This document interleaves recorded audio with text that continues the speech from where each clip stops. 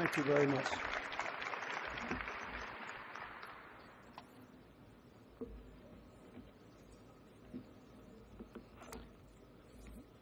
Thank you very much, Dean Freed, President Bollinger, Mr. Goldman, Mrs. Mailman. Ladies and gentlemen, I want to thank the faculty and staff and the students who are graduating for giving me a chance to share this special day. I thank the family and friends who are here who helped the students. I'd like to begin by expressing my personal profound appreciation to the Mailman School for 4 reasons. First of all, you gave me a chance to come see my daughter get a degree.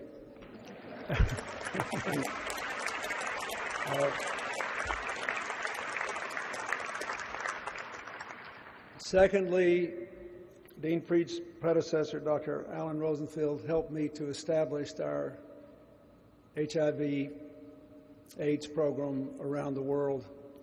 And without the invaluable assistance of the Mailman School, I'm not sure we could have gotten up and going. Thirdly, thank you very much. I became friends with Dr. Rosenfield, and I watched him handle ALS, a disease which has affected other friends of mine and family members of some of my closest friends. And I never saw a man handle his impending end of life with more dignity or make more out of the life that he had left. And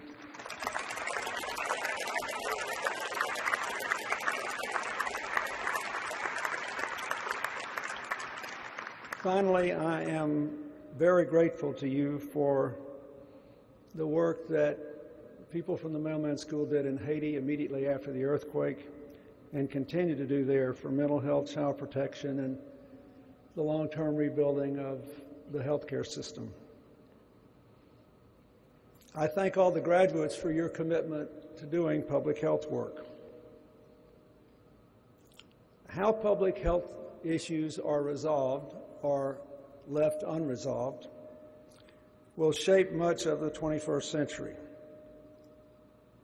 And I want to make 5 simple points today. First, the obvious one, represented by you. The interdependent world of the 21st century is a fascinating place. It is more diverse than ever before, as the crowd attests.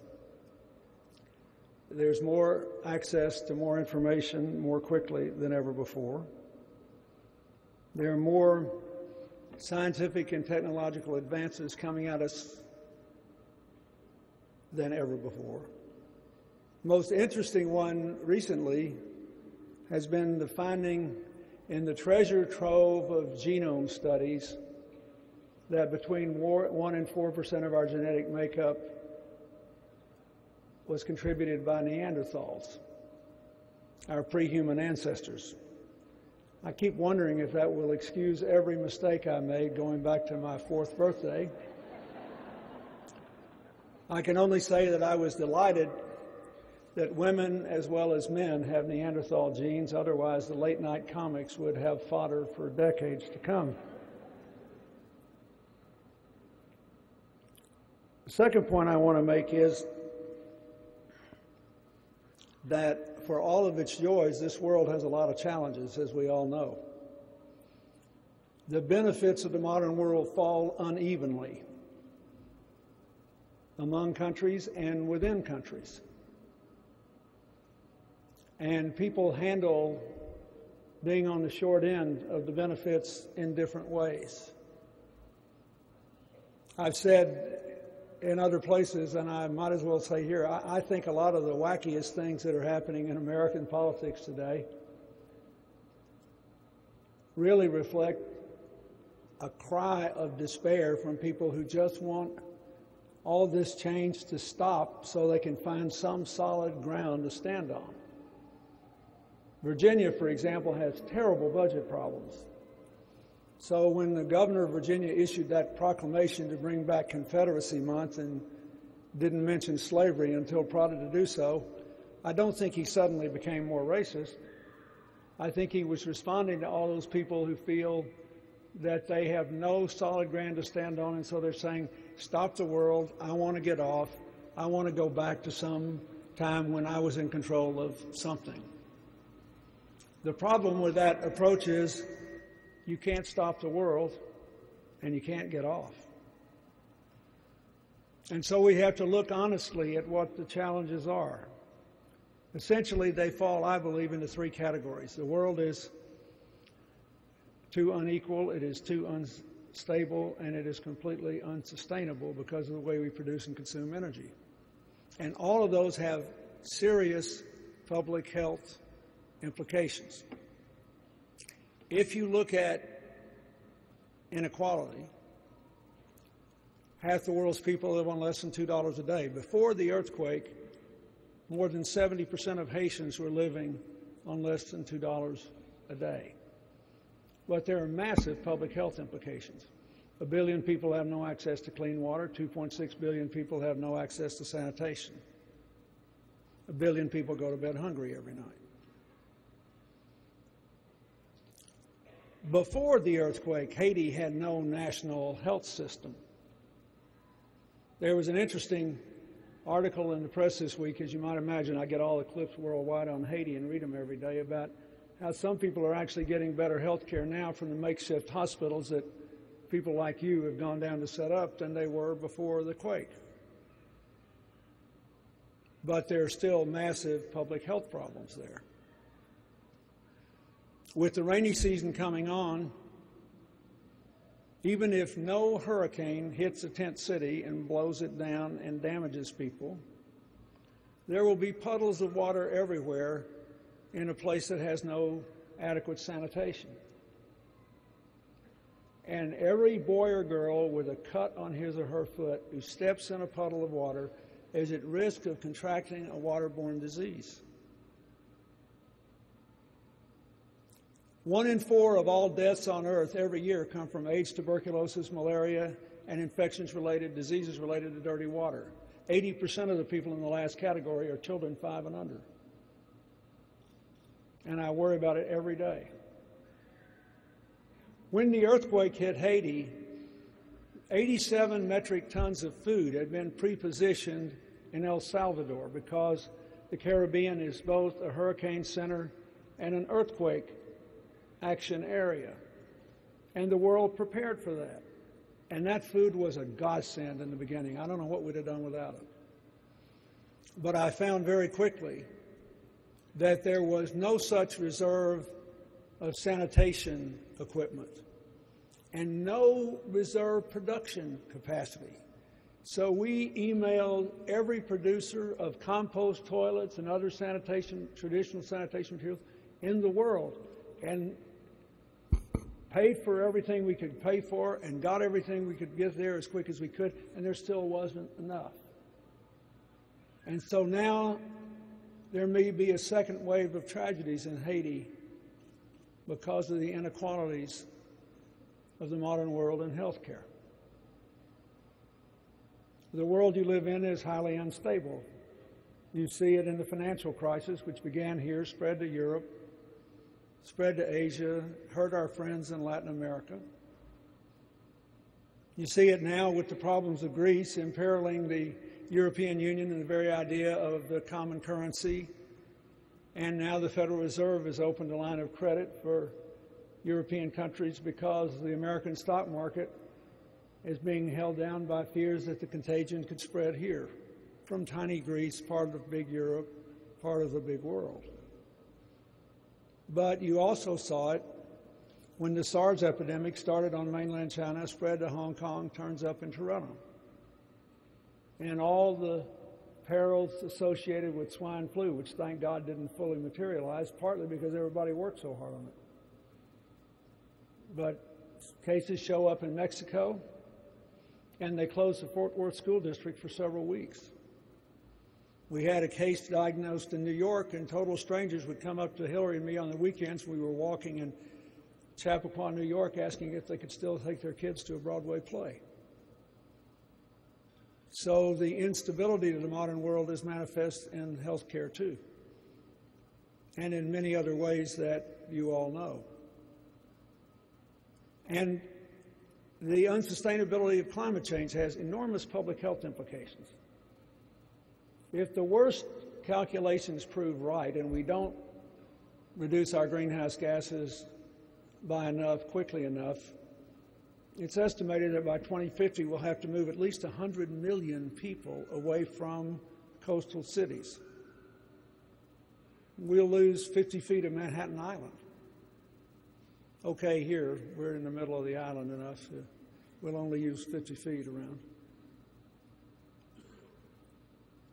There'll be vast changes in food production patterns with unpredictable consequences. More drying up of fresh water sources when we've already got 1 billion people without access to fresh water. And already you see it in the changes going on in Australia. Ironically, the next hardest countries to be hit, according to the climate models, will be countries least able to handle it, including Afghanistan and Haiti and sub-Saharan Africa. And there are evident consequences now. Last year, for the first time in history, more fish was consumed which was grown by fish farmers than which were found naturally in the oceans, rivers, and lakes of the world. Why? Because the oceans are partly because they're overfished, and partly because increasingly the chemical content of the ocean is changing as they bravely absorb more carbon dioxide and are therefore less able to support large fish populations. And we have no idea often what these fish that are farmed are being fed, all of which will have enormous implications in the future. So if you're in the public health business, you have to ask yourself, what are the public health consequences of inequality and instability and unsustainability? And what is the response? Is it changing a government policy, changing personal behavior, or changing the nature of healthcare delivery? The next point I want to make is that the problems of the modern world are fundamentally different in poor and rich countries. In poor countries, the problem essentially boils down to this. It's a problem of capacity, of systems. There are many different life stories in this class, and doubtless many of you had to overcome great obstacles to get where you are. I'm sure several members of this class are the first person in your family ever to get a degree. Nonetheless, you did have access to systems that brought you to these chairs today. And many of them you take for granted. You'd be shocked that the air conditioning went off or the lights failed or the microphone failed and you couldn't hear a word I'm saying. You just take it for granted.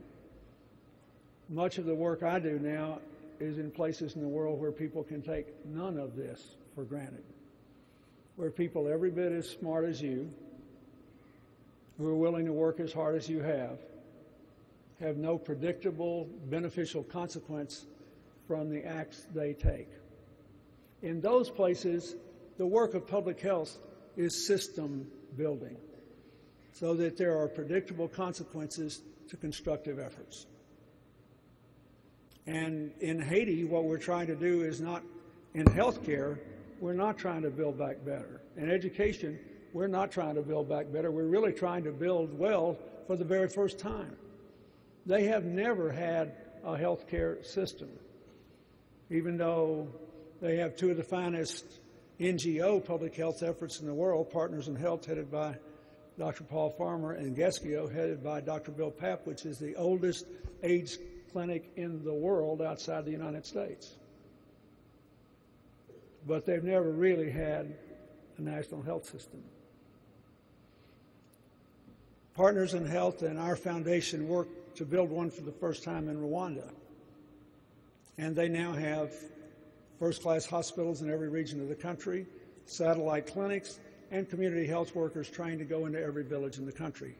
We're trying to do the same thing in Malawi and Lesotho now. That's what we have to do in Haiti and in many other places throughout the world. President Obama and the Secretary of State have advocated that America change the focus of its aid program to try to help other countries do this. It's really important. My foundation has more than 100 people working in Ethiopia now because nobody in Ethiopia is going to die of AIDS because of the unavailability of medicine or because the money's not there to pay for it. But they are going to die of AIDS because the country has 80 million people and 58 million of them live in 60,000 villages of 1,000 or less. And when we began, there were only 700 clinics for those 60,000 villages. So they figured, the Ethiopians, if they build 3,500, everybody will at least be within a day's walk of the clinic. And if they have AIDS or tuberculosis or malaria, at least they can be kept alive. If the women are pregnant, at least they can get some basic maternal care. So this is important.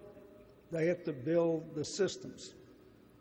Now, in the wealthy countries, the problems are just the reverse. We have systems. That's how we grew rich. Our problems are that the systems become impervious to change. They become too rigid. People gain a greater interest in preserving their position within the system than advancing the purpose for which the system was created in the first place. And that's why it was so hard for so long to get health care reform in America. I mean, we're spending 17.2% of GDP on health care to ensure 84% of the people. None of our wealthy competitors spends more than 10.5%. Oh, Switzerland's at 11.5%, but they're an older population in remote alpine villages with an extremely expensive delivery system. But all the other major countries are between 9 and 10.5% of GDP. That means we spend $1 trillion more on health care than we would spend if we had any other country's system. So some of the people getting the $1 trillion wanted, in theory, to insure 100% of the people, but in practice, there was always something wrong with whatever plan was proposed, which is why I'm very glad that we adopted the health care reform bill, even though it isn't perfect and the work has just begun. But the truth is, we had to keep changing. And public health will have a lot to say about that. One of the good things about the bill that almost nobody knows is that Senator Sanders got about $10 billion in there to expand public health clinics. What are they going to do? Are they going to treat the people who still won't have insurance? They're going to treat the immigrants who are here who won't be in the system? Can they do more to provide preventive and primary care at affordable prices to people who want to buy insurance? Should they be able to buy into some plan that the public health clinics will offer? Somebody should be thinking about this. It's a public health issue that can change the rigidity of the system. Look at the obesity problem in America. It's the number one public health problem in the country. And interestingly enough, it is a problem of prosperity that affects overwhelmingly the unprosperous. That is, obesity is on the other side of the knife edge of hunger. And it becomes a problem in every country that develops an urbanized middle class. It's a big problem in India now. There are more people dying of heart attacks, strokes, and cancers in India than AIDS.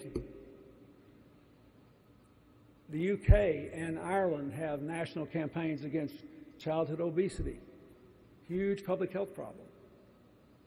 Because it is a reflection of what we eat, whether we exercise, the working patterns of parents, how much time they have to buy and prepare food, what kind of food they can afford. And in the case of the United States and in some places, other places, it's also a function of how we produce and market food. These are enormous public health issues. The estimate is that obesity alone already adds $150 billion a year to America's health care bill. I think that's quite conservative. I can't prove it, but I think it's a lot more. So we do a lot of work on this. My foundation has made an agreement with the soft drink people that has reduced by 88% the caloric content of drinks sold in public schools in America. It's just the beginning. But we have to re-examine this issue. And it may be that the way we produce and market our food will have to change. It's a public health issue that can't be dealt with solely with a treatment response. And there are lots of other examples like this, but I think the way we pay for medicine is a public health issue. If we pay for procedure instead of for overall care and wellness, we'll get more procedures whether we get more wellness or not. And we'll run the bill up. All of these things require a public health response. Now, besides the problems of poor countries and the problems of rich countries, there's the whole issue of how they relate to each other and what they do. The Global Fund on AIDS, TB, and Malaria, the PEPFAR program started under President Bush. These were great public health responses. But how we do this really matters. And we're reaching a crisis now. I'm worried about the AIDS effort for the first time in a decade because the economic crisis means the Global Fund is underfunded so far this year. The United States was asked by countries all over the world to spend more money on building out health systems so we could deal with maternal and child health issues, other basic health issues. But with the budget caps that they got, it leaves less money to increase the PEPFAR program for AIDS and malaria. And the Gates Foundation, which has helped my foundation a lot in subsidizing artemisinin-based malaria drugs in 11 countries in Africa, and I have talked a lot about how we can make the money go further, change the delivery system. These are serious public health problems. Uganda has already had to stop taking new AIDS patients. Think about that. There are now 4 or 5 million people, that I keep getting different numbers, on antiretrovirals in the developing world. Our foundation negotiated low-cost contracts that serve about half of them, including 2/3 of all the kids. But what happens when you're running a country and you're treating 300,000 people and the 301,000th person that shows up is turned away and, in effect, given an end-of-life sentence? How are we going to deal with this? What would you do? It's a public health issue. How about the way we give food aid? There's still a lot of hunger in the world and in the United States. We have record use of food stamps, record use of the food banks. Food banks are out of food in America. But think about the way we give food aid. In the United States, we still say that except in an absolute emergency, the food that we give has to be grown in the United States and shipped on American flagships. We were giving food to Haiti, for example, grown not in the Dominican Republic, but grown in the United States. Canada had the same rule, and a few years ago they started giving half their aid from food in the place closest to the famine or the hunger, which meant the money went further, the food got there quicker, and you supported local agriculture and a more sustainable food environment. We ought to do that. And all the differences I have with President Bush, that's one thing that I agreed with him on, and we were virtually alone in the Republican and the Democratic parties. Nobody in Congress would help us. because they were afraid of the farm lobby. We can afford this, and our farmers can afford this. We have a good farm support program. We don't need to do this. We could save 50,000 more lives every year just by changing the way we give food aid. That's a public health issue. And it's something you ought to be heard on. We need the thinking of people who understand public health as we make these excruciatingly difficult decisions about whether to build out a healthcare network or buy more medicine. And keep in mind, when you build out the healthcare network, you're going to have even greater demand for the medicine. Why have the prevention programs in so much of the developing world failed when it comes to AIDS? And can anything be done to make them more effective? There's plenty of money being spent trying to develop an AIDS vaccine or a cure, but we're still not there yet. And until we get there, we have to think about this. Finally, there are lots of other issues that affect multinational development. Clean water. How much of our aid should be given in clean water? And shouldn't it be considered a public health issue? Shouldn't we think about the energy policies we support in other countries in terms of air quality? Whether people are burning kerosene in small huts in developing countries or belching coal in old-fashioned generators, when in much of the developing world it is sunny and hot and windy. While we're trying to put up more solar panels and solar thermal facilities and windmills in America, shouldn't there be an aggressive effort to give that to other people? Hillary announced the other day that the United States was going to try to do something to help the Caribbean become more self-sufficient in energy because our neighbors there have the highest electric rates in the world because they have to import all their energy. Virtually every island in the Caribbean could be completely self-sufficient with solar and wind. Shouldn't we be doing that for public health reasons as well as for economic reasons? These are the kinds of connections that you will have to make in your lifetime if you want the world to work for more people. The final point I want to make is this. Whether you go into the private sector or work for a public agency here or another country or an international agency, or you work for an NGO, you will do public health, because there is public health in all of these things we have discussed. And everything you do should be put through the filter that I mentioned. Is it integrating the world or disintegrating the world? Is it promoting the positive forces of interdependence, health, education, well-being, or the negative ones, inequality, instability, unsustainability?